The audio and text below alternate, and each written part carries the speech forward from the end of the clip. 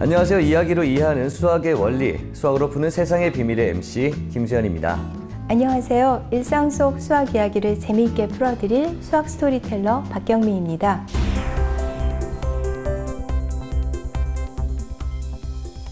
네, 수학하면 어렵다고 생각하는 분들이 굉장히 많죠. 그런데 프랑스의 철학자이자 수학자인 파스칼은 어느 날 지독한 치통이 찾아오자 그 고통을 잊기 위해서 사이클로이드에 대한 연구를 시작했다고 합니다.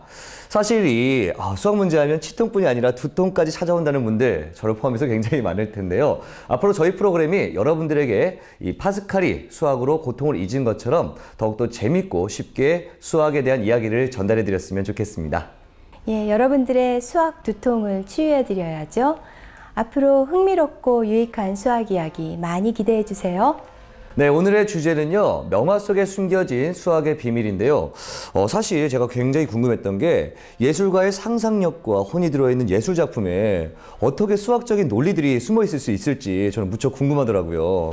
예, 보통 사람들은 명화와 수학하면 영원히 만나지 않는 평행선처럼 교점을 찾기 어렵다고 생각하기 쉬운데요.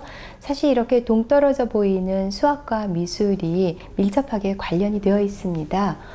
미술의 주요 형식인 조화와 통일, 비례와 균형, 또 대칭과 반복 이런 것들은 바로 수학적인 요소인데요.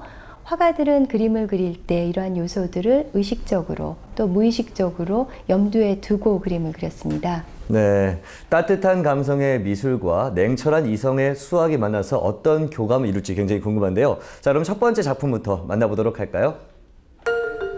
레오나르도 다빈치의 최후의 만찬은 소설과 영화로 큰 화제를 모은 다빈치 코드를 통해 더욱 유명해졌습니다. 잘 알려져 있다시피 최후의 만찬은 예수가 제자 중 한 명이 해가 뜨기 전에 배신할 것이라는 폭탄 선언을 하는 순간 충격과 분노와 두려움을 나타내는 12제자의 반응을 포착한 그림입니다. 레오나르도 다빈치의 최후의 만찬 속에는 흥미로운 수학적 원리들이 숨겨져 있는데요.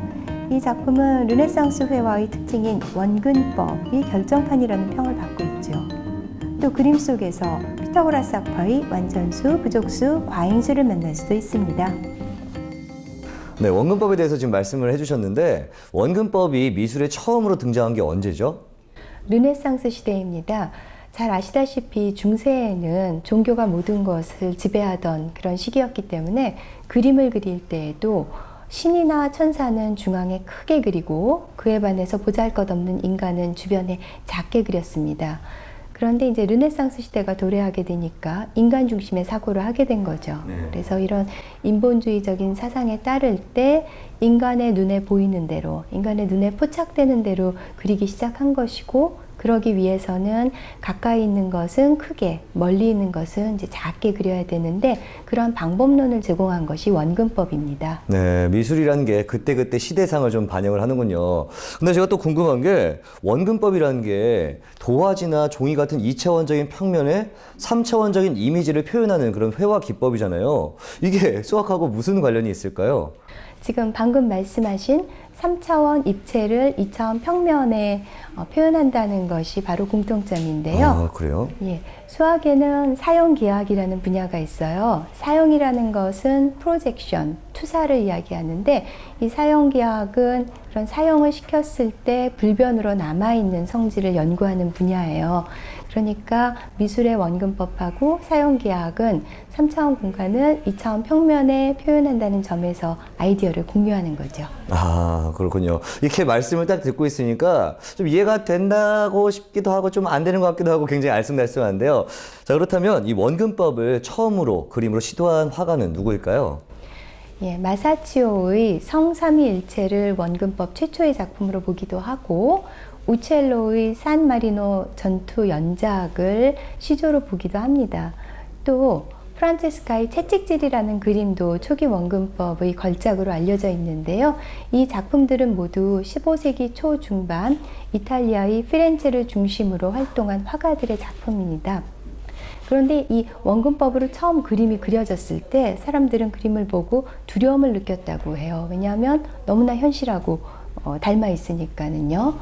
그리고 이 채찍질이라는 그림의 경우는 너무 철저하게 원근법을 따르다 보니까 차갑게 느껴진다는 그런 평가를 받기도 합니다. 네, 그렇군요. 자, 그럼 이번에는 최후의 만찬으로 넘어가서 원근법이 어떻게 사용되는지 한번 알아볼까요?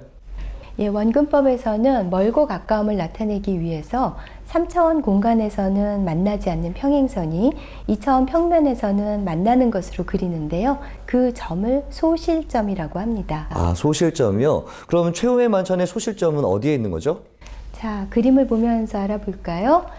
이 그림에서 천장에 있는 선들을 쭉 연결을 해보면은 한 점에서 만나게 되는데요. 네, 그렇네요. 그 소실점이 예수의 이마 위에 위치하고 있습니다.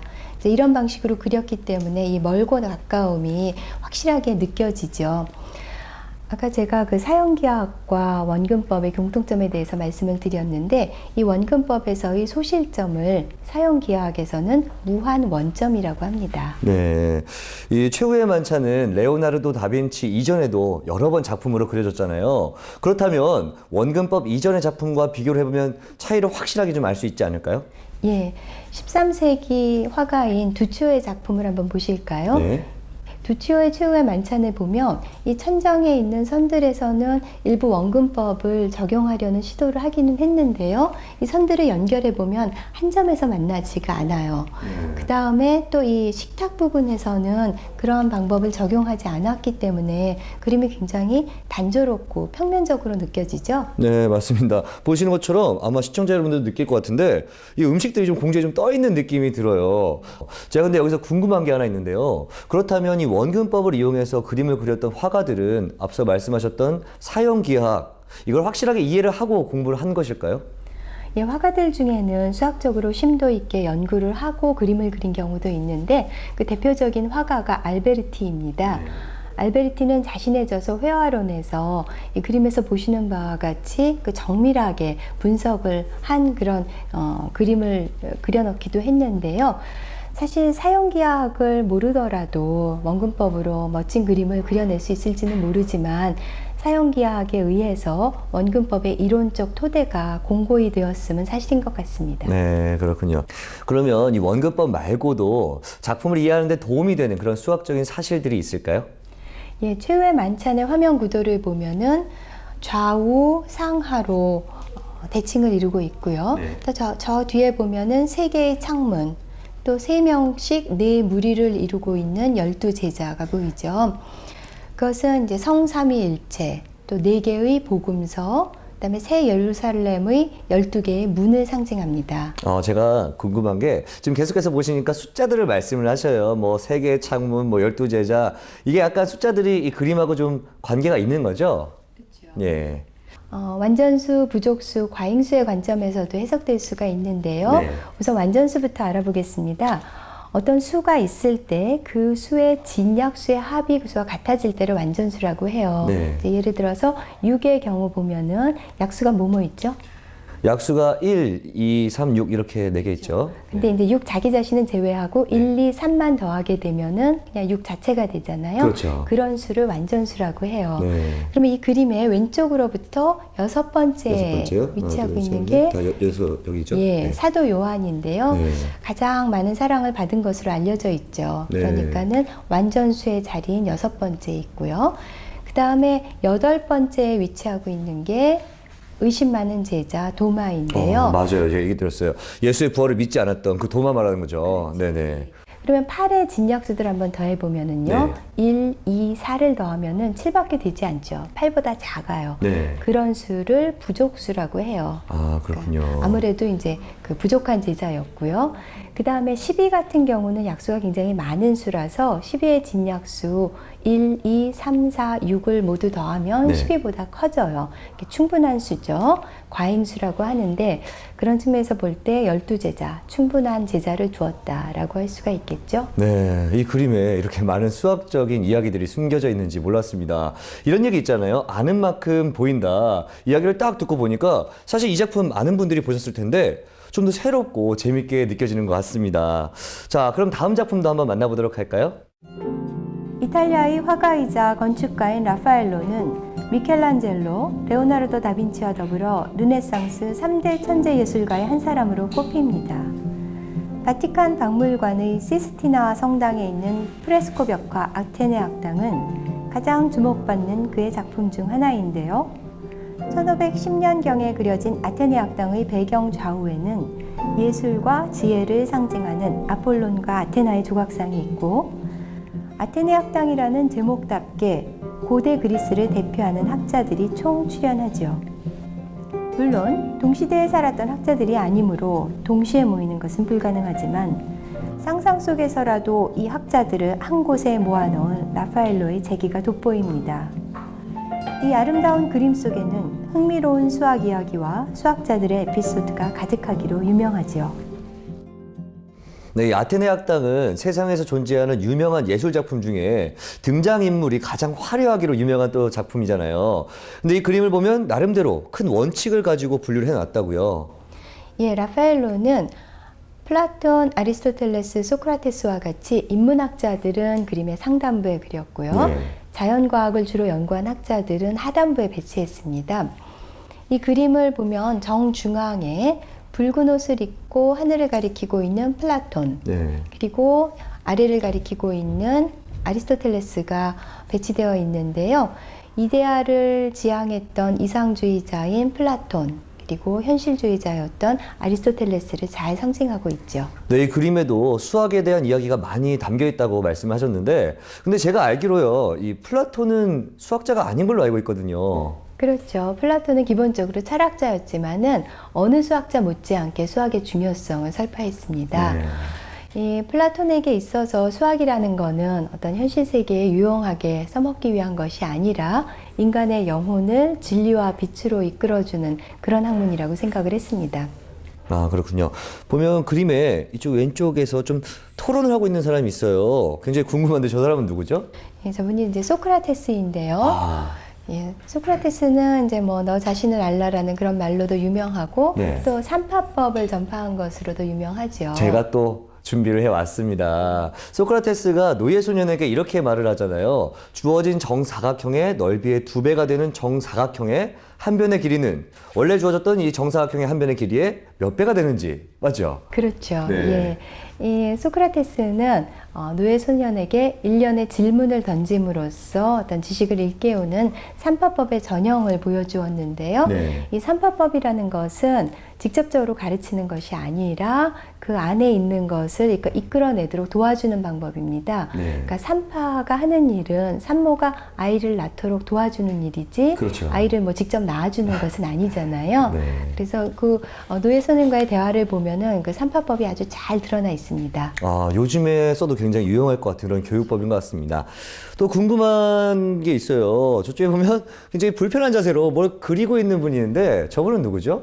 예, 이렇게 구부리고서는 그 컴퍼스로 지금 작도를 하고 있는 유클리드입니다. 아, 그렇군요. 예, 유클리드는 이제 원론이라는 책으로 굉장히 유명한데요. 13권짜리 아주 대작이죠. 그리고 성경 다음으로 많이 팔린 베스트셀러라는 그런 이야기도 하는데요. 아, 그래요? 예, 이 유클리드 원론은 몇 개의 전제로부터 시작해서 이제 그것을 공리공준이라고 하는데 거기서부터 출발해서 수백 개의 명제들을 연역적인 논증에 의해서 증명해냈습니다. 네, 그렇군요. 그런데 이 그 연역적인 논증 방법은 그 자체로도 의미가 있지만은 인간의 사고를 훈련시키는 어떤 정신 도야제로도 가치가 높지요.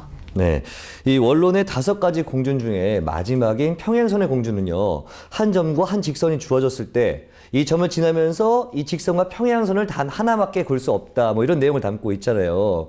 근데 이게 내용이 굉장히 길고 복잡해서 명제인 것처럼 보이기 때문에 2000년 가까이 이것에 대해서 증명하려는 시도가 계속됐다는 얘기를 들었어요. 그렇죠. 평행선 공준을 둘러싸고 2000년 동안 수학자들이 많이 고생을 했죠. 근데 이 19세기 말에 이르게 되면은 이 그러한 평행선을 무수히 많이 그을 수 있다는 쌍곡기하, 네. 그다음에 그러한 평행선을 하나도 그을 수 없다라는 타원기하학이 나타나게 되고, 네. 그러니까 이제 유클리드 기하학에서 탈피한 비유클리드 기하학이 이제 출발하게 되면서 이제 평행선 공준은 이제 정리가 된 거죠. 네. 아, 제가 또 하나 궁금한 사람이 있어서 하나만 여쭤볼게요. 지금 이 공인가요? 좀 이렇게 동그란 걸 들고 있는 사람이 있어요. 저분은 누구죠? 예, 이거는 지구 의를 들고 있는 톨레미인데요. 톨레미요. 예, 이 톨레미는 그리스어식 발음으로 프톨레마이오스라고도 합니다. 네. 근데 이 프톨레마이오스는 이제 알마게스트라고 하는 굉장히 유명한 천문학서를 썼고 또 톨레미의 정리라는 수학 정리로도 유명해요. 아, 유명한가요? 톨레미의 정리. 저는 사실 처음 듣는 것 같은데 한 번만 좀 자세하게 설명을 해주시죠. 예, 이 톨레미의 정리는 이제 원의 사각형이 내접할 때 네. 그 사각형을 ABCD라고 하죠. 그랬을 때 이제 두 대각선의 길이의 곱의 합, 그러니까 AC 곱하기 BD는 두 쌍의 대변의 길이의 곱의 합, 그러니까 AD 곱하기 BC 플러스 AB 곱하기 CD가 된다라는 거예요. 네.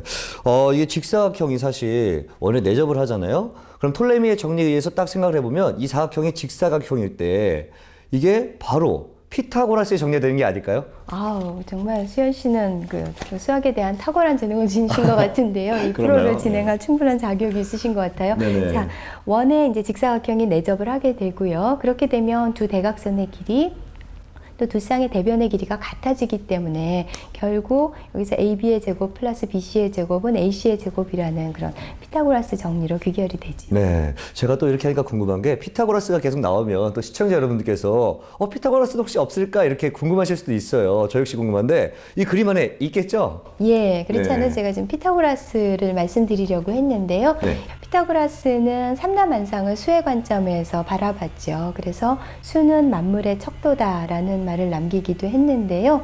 이 피타고라스 부분을 좀 줌인해서 볼까요? 네.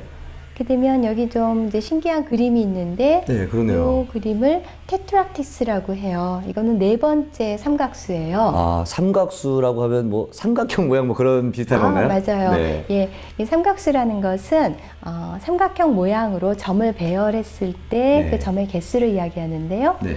우선 첫 번째 삼각수는 1이고요. 그다음에 두 번째 삼각수는 1, 2를 배열한 3이 되고 네. 세 번째 삼각수는 1, 2, 3을 정삼각형 모양으로 배열한 6이 돼요. 네. 그리고 이제 네 번째 삼각수는 1, 2, 3, 4를 배열한 10이 되죠.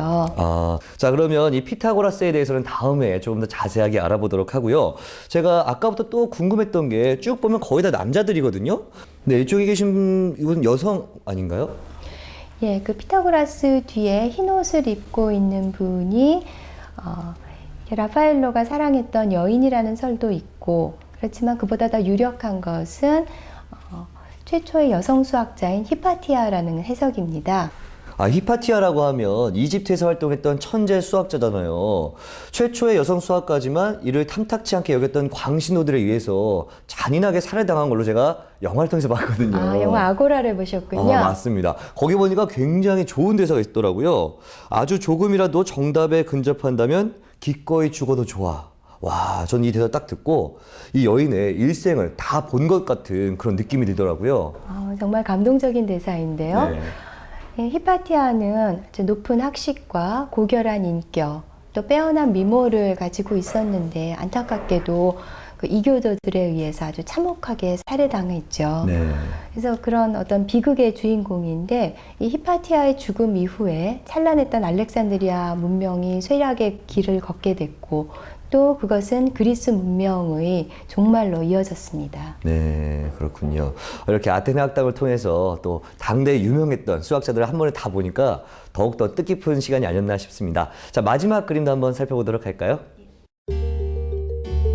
벨기에가 낳은 세계적인 화가이자 초현실주의자의 거장인 르네 마그리트. 자신만의 독자적인 초현실주의 세계를 창조한 그는 미술뿐 아니라 다양한 대중문화의 영역에까지 영향을 미친 20세기 미술계의 거장 중 한 명인데요. 마그리트는 상식과 고정관념의 틀을 깨고 우리가 속해 있는 세계를 새로운 시선으로 바라보도록 요구합니다. 그의 기발한 발상이 담긴 작품 한 점을 감상하실까요? 네, 역시 수수께끼의 그림의 대가답게 우리에게 익숙한 상황들을 살짝 틀어서 물음표를 던지는 게 참 대단한 것 같습니다. 전 아까 딱 보고 그냥 창밖 풍경이구나 했거든요. 근데 이상한 게 이 집게랑 캔버스라고 하나요? 옆면이 딱 보여요. 그래서 속았구나 이런 느낌이 들더라고요. 근데 마그리트가 왜 이렇게 알쏭달쏭한 그림을 그리는 걸까요? 예, 마그리트는 작품 의도를 이렇게 설명하고 있습니다. 나는 캔버스에 의해 교묘하게 가려진 경치의 일부분을 정확히 묘사한 그림을 실내 창문 앞에 세워두었다. 화면의 나무는 방 내부에 놓인 그림 안과 방 외부에 펼쳐진 실제 풍경이라는 이 두 가지가 동시에 감상자의 마음속에 존재하는 것이다. 네, 멋있는데요. 자, 그런데 이렇게 말씀하시니까 더욱더 궁금해지는 게 이렇게 추상적인 사고를 중시하고 수학의 정답은 딱 수학은 정답 있잖아요. 그럼 답이 없는 그림을 그리는 마그리트의 그림에 과연 수학적인 원리들이 숨어 있을 수 있을지 저는 굉장히 의심이 됩니다. 네. 예, 이 그림을 보시면 일단 창문으로 세로 방향 주름들이 있고요. 네. 그 다음에 이제 가로 방향으로 창틀이 있죠. 그래서 네. 일단 수직선과 수평선이 잘 조화를 이루고 있고요. 그다음에 여기 이제 이젤의 다리에 이렇게 선들을 한번 가상적으로 그려보면 예. 한 점 그 집게에서 만나게 되죠. 아, 그렇군요. 그렇죠? 그래서 이제 이 집게하고 그다음에 이젤의 다리가 바닥에 닿은 세 꼭지점을 이제 연결하면은 사면체가 만들어지는데요. 그 사면체의 무게 중심을 잡고 그 무게 중심으로부터 네 개의 꼭지점에 이제 선분을 긋게 되면은 테트라포드가 만들어져요. 네. 혹시 테트라포드라는 거 어디서 보신 적 없으신가요? 바닷가에서 자주 봤죠. 그렇죠. 네. 그 항구에 가면 그 방파제 근처에 이제 파도를 막기 위해서 이 테트라포드가 많이 세워져 있는데요. 네. 이 테트라, 4를 의미하는 테트라랑 그다음 발을 의미하는 파드를 연결한 이제 4개의 발을 갖는 그런 입체 도형이죠. 네. 그런데 이제 걔를 세워놨을 때는 사실 3개의 발이 평면에 닿게 됩니다. 네. 그래서 이제 산발이라고도 하는데 사실 물리학적으로 또 수학적으로 볼 때 3개의 발을 갔을 때 굉장히 안정적이에요. 왜냐하면은 3개의 점은 한 평면을 결정하기 때문에 흔히는 이제 발이 4개이면은 더 평형을 잘 이룰 것이라고 생각을 하지만 그렇죠. 경험적으로도 알 수 있듯이 그 4개의 다리를 갖는 그런 어떤 탁자들이 이제 균형이 안 맞는 경우들이 있죠. 그러니까 3개의 점은 항상 한 평면에 있게 되지만 4개의 점은 반드시 그렇지 않기 때문이죠. 네, 그렇군요. 그래서 이와 관련된 문제를 조금 준비해 오셨다고 들었어요. 네. 자, 제가 이제 퀴즈를 하나 내려고 하는데요. 퀴즈 좋아하세요? 저 굉장히 좋아하죠. 잘 맞힐 자신 있습니다. 아, 그러세요? 그러면은 지금 6개의 성냥개비가 주어져 있는데요. 네. 그걸로 4개의 정삼각형을 만들어 보세요. 6개로 4개의 정삼각형이요? 이거 빨리 하려고 하니까 좀 잘 안 되는 것 같은데요. 힌트를 좀 주시면. 이렇게 정삼각형을 이제 만들어 보면은 네. 6개의 성냥개비로는 2개하고 반 정도, 네, 3개도 안 저도 딱 만들어지죠. 거기요. 네, 맞습니다. 네. 근데 이제 마그리트 그림을 보면은 과감하게 발상의 전환을 하잖아요. 그것처럼 지금 그 평면적으로 생각하지 말고 한번 좀 입체로 한번 격상시켜서 생각해 보시면. 저는 감이 왔습니다. 딱 말씀을 들어보니까 네네, 저 그림을 딱 보니까 알 것 같아요. 이렇게 알 것 같네요. 네. 그렇죠. 그러니까는 정사면체를 그리면 되겠죠. 네, 그러니까요. 정사면체는 이제 4개의 정삼각형 면으로 이루어진 그다음에 6개의 모서리가 있는 그런 입체 도형이니까요. 네, 맞습니다. 또 다른 그림이 준비되어 있다고요? 이 그림은 마그리트의 유클리드의 산책이라는 그림인데요. 이 원뿔 모양의 탑이 여기 2개 배치되어 있죠. 네. 그런데 오른쪽을 잘 보시겠어요? 오른쪽이요? 이쪽은 탑이 아니고 길이네요. 쭉 길게 이어진 것 같은데요. 예. 예. 그리고 거기 보면 이제 점이 2개 있는데 네. 사실 그 멀리서 본 2사람이죠. 아마도 그렇군요. 마그리트가 유클리드랑 지금 산책을 하고 있는 것 같아요. 네. 근데 우리가 원근법에서도 알아봤듯이 3차원 공간에서는 평행선이 만나지 않잖아요. 그렇죠. 그런데 그것을 2차원으로 표현할 때는 이제 만나게 그리죠. 네. 그러니까 이 만나지 않는 평행선을 만나게 그리는 그런 모순, 역설 이런 것을 마그리트는 그림에 담아내고 싶었던 것 같습니다. 네, 현실과 상상이라는 사실 이루어질 수 없는 그런 현상을 그림에서 표현을 했네요. 이 평행선이라는 게 쭉 만날 수 없이 길게 이어지잖아요. 근데 이렇게 위에서 보면 상황이 달라지거든요. 이렇게 딱 그냥 보는 그림이 아니라 한 번 더 생각하게 했다는 점에서 굉장히 재밌는 것 같고요. 명화가 또 사람들에게 감동을 주는 그런 위대함이 아닌가 하는 생각이 듭니다. 오늘 첫 회 이렇게 함께 하셨는데 어떠셨나요? 예, 수학과 미술을 교차시키다 보니까 금방 정해진 시간이 지나가 버렸네요. 네. 오늘 이제 첫 회였는데 보통 사람들이 생각하는 딱딱하고 어렵다는 그런 수학에 대한 선입견, 이제 이런 거를 좀 불식시키는 어떤 출발점이 되었으면 좋겠어요, 이 프로가. 네, 오늘 아무래도 첫 회다 보니까 점점 더 시청자분들이 편하게 느낄 것 같습니다. 언뜻 보기에 관계가 없을 것 같았던 수학과 미술이 이렇게 밀접한 관계란 사실 다들 아셨죠? 앞으로 명화를 감상하실 때는 그 속에 숨겨진 수학의 원리, 또 사실들을 살펴보시면 조금 더 재밌게 또 신선하게 작품을 보지 않을까 하는 생각이 듭니다. 교수님, 오늘 정말 좋은 시간이었고요. 다음 주에 다시 뵐게요. 다음 주에 뵙겠습니다. 네.